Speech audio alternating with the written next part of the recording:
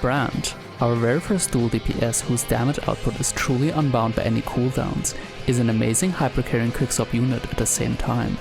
To get the most out of Brant, constantly swapping him in and out is very important to realizing his full damage potential, which will make him a top contender in terms of raw DPS output. Despite the popular belief that he's literally made for Chong-Li, Brant does not require her at all and sometimes does even better without her. Hello, my name is Sulky and today I will teach you how to play Brant optimally. For anyone that is new to quickswapping, I have specifically made a beginner's guide explaining all the basics. If any questions arise during this video, I highly recommend watching it first in case you're not acquainted with quickswap already. A complete quickswap beginner's guide will be released in the following 3 weeks. Once again, I will quickly display the terminology I'll be using in this video. Please pause the video if you're not familiar with these terms. The same explanation can be found in the description of the video as well. Let's get the swaps right out of the way. Every single one of his mid-air attacks is a great swap window, and obviously Brant's Forte, which takes years to finish, should be swapped as well, unless you have Sanhua's damage amplifier on Brant. The question is which mid-air attacks are the best to swap. While you can indeed swap at the start of every Brant mid-air attack, the best sequences to swap are MA12 and MA23. It should be kept in mind that after every mid-air swap, Brant's attack chain will reset and he will start again at MA1. MA12 is really great for general quickswapping. MA1 is really fast and MA2 has a long animation, which gives you ample time to swap back while also generating a lot of Forte. MA23 is also a great sequence if you have a bit more time for Brant to stay on field. MA3 generates a huge chunk of Forte, so this sequence is better for Forte generation, but comes at the cost of field time. This sequence can also be accessed a bit faster by using his intro, which then lets him start at MA2 instead of MA1. Last but not least, his Forte is one of the longest animations in the game and should be swapped if he's not buffed by Sanhua. When you swap back to Brant, be aware that in most cases his concerto bar will be full, so the next swap out of Brant will outro buff the next unit. While we're already talking about the outro, I will not deny that Brant's outro is quite powerful for a bunch of strong DPS units. However, the longer he's off field, the less efficient his outro becomes. In my personal opinion, I found only Carlotta's extremely high damage output and Jinchi's highly concentrated skill damage nuke to be worthwhile uses for his outro. Chong-Li can be debated, but I do believe that if you go for the double Forte rotation, you will gain more damage out of sacrificing the outro buff than out of Chong-Li's fully buffed burst window. This obviously depends on the question if you would have killed with Chong-Li's burst, but if the answer is no, then going for a second Forte on Brant instead of buffing Chong-Li will usually result in more total damage and faster clears. Lastly, I want to shortly talk about Brant's skill. It does a good chunk of damage and generates a good amount of Forte, however it has a fairly long animation. If you want to have faster access to his MA2, it is also a good option to jump in close range to your target and use a MA1. The MA1 is way faster if you're close to your target.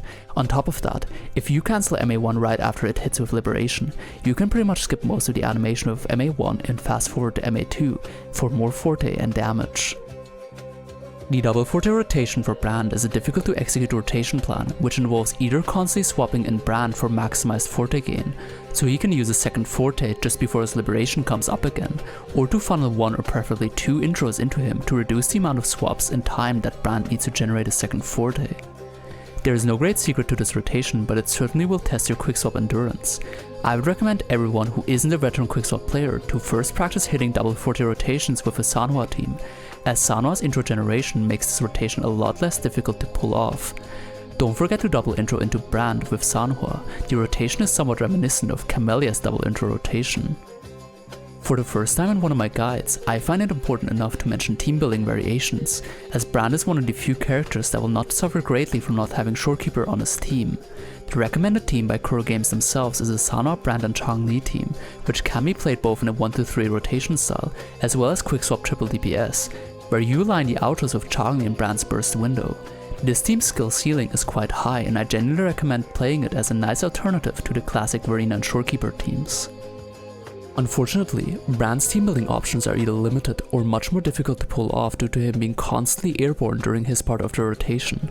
The units that suffer the least from this are Jinchi, Carlotta and Chong-Li, and I highly recommend everyone to play Brant with these characters.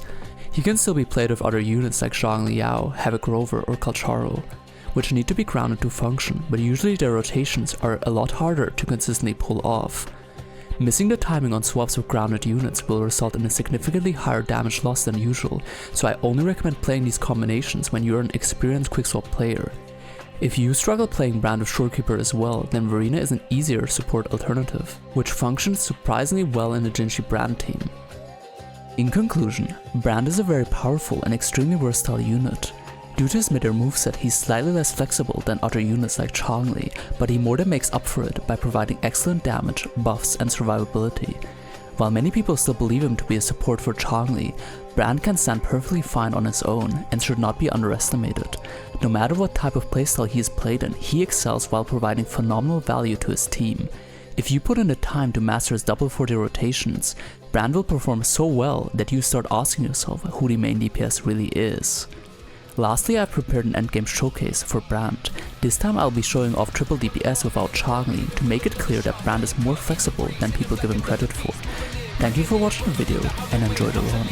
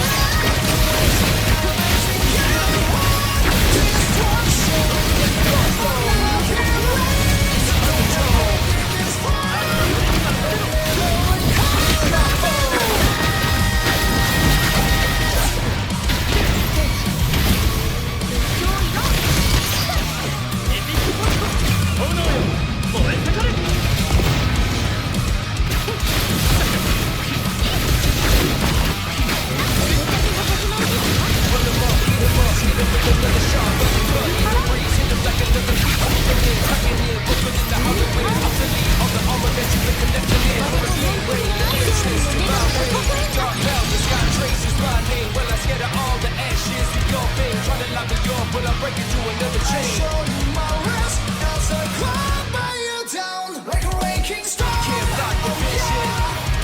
Obsessed the mission.